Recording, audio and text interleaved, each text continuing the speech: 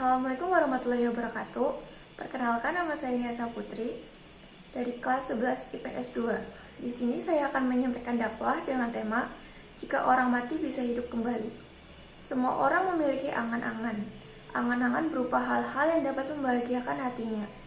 Seorang yang miskin berangan ingin hidup kaya, seorang yang sakit berangan ingin hidup sehat, seorang yang lumpuh berangan ingin berjalan dengan kedua kakinya seperti sebelumnya, dan lain sebagainya.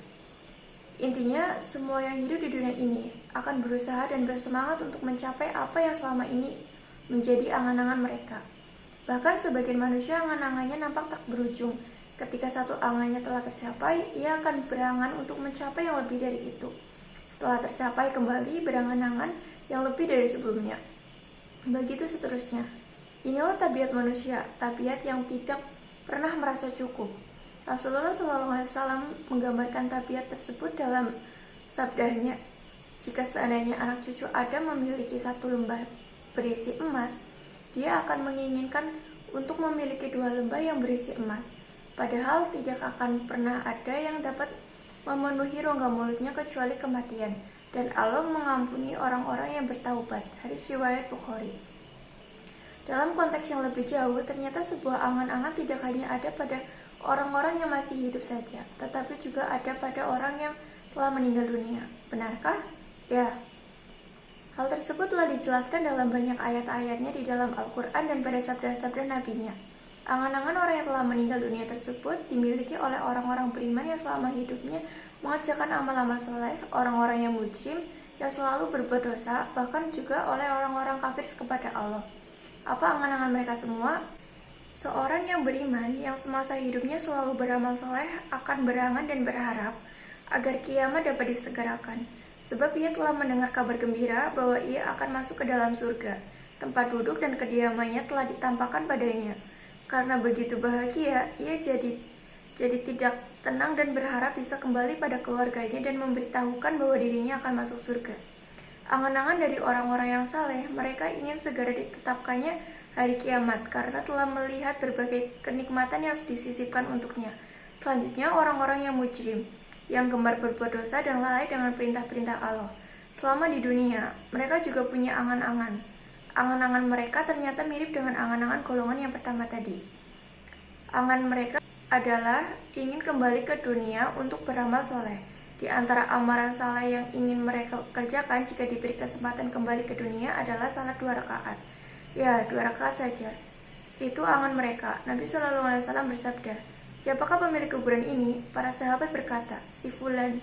Maka Nabi bersabda, salat 2 rakaat lebih diinginkan dari sisa dunia kalian. Hadis riwayat Tabrani. Dalam riwayat lain disebutkan, salat sunnah 2 rakaat yang ringan yang kalian remehkan kemudian ditambahkan pada amalan orang ini lebih dia cinta daripada dunia kalian. Sahihul Jami. Terakhir adalah orang-orang kafir. Mereka pun berangan-angan. Angan mereka adalah mendapatkan waktu untuk dikembalikan ke dunia, untuk menjadi orang yang beriman, sebab kematian telah meyakinkan dan membuka mata hati mereka yang selama ini tertutup. Sayang, semua itu hanyalah angan-angan saja. Wallahul musta'an. Orang-orang kafir ketika telah masuk ke dalam neraka juga kelak akan berkata, wahai Rob, kami keluarkanlah kami daripadanya dan kembalikanlah kami ke dunia. Maka jika kami kembali juga kepada kekafiran, sesungguhnya kami adalah orang-orang yang zalim. Quran Surah Al-Mu'minun ayat 107. Allah membalas perkataan orang-orang kafir tersebut dengan berkata, tinggallah dengan hina di dalamnya dan janganlah kamu berbicara dengan aku. Quran Surah Al-Mu'minun ayat 108. Allah juga berfirman kepada mereka, maka rasakanlah siksa ini disebabkan kamu melupakan pertemuan dengan harimu ini, hari kiamat. Sesungguhnya kami telah melupakanmu pula dan rasakanlah siksa yang kekal disebabkan apa yang selalu kamu kerjakan. Quran Surah As-Sajjal ayat 14.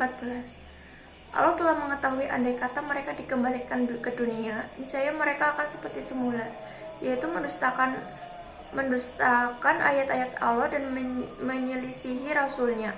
Tafsir Ibnu Katsir, Allah berfirman, sekiranya mereka dikembalikan ke dunia, tentulah mereka kembali kepada apa yang mereka telah dilarang mengerjakannya. Dan sesungguhnya mereka itu adalah pendusta-pendusta belaka. Quran Surah Al-An'am ayat 28. Olehnya, wahai saudaraku, sekarang kita masih mengenyam nikmatnya hidup. Kita masih bisa menambah pahala dan menghapus dosa. Ingatlah bahwa suatu saat kita akan tutup usia. dan semuanya menjadi angan-angan. Saudaraku, ketika engkau berziarah ke kubur salah seorang saudaramu, berilah sejenak di tanah itu. Bayangkan bahwa di dalam tanah itulah yang akan menjadi rumahmu. Satu lubang bernama lahat yang sempit, kegelapan akan menyelimutimu. Maka, masihkah engkau malas beribadah? Masihkah engkau malas bersedekah? Salatlah, sedekahlah, beramal untuk akhiratmu. Sadarlah, karena esok tak ada lagi waktu untuk memenuhi angan-anganmu itu. Wallahu a'lam.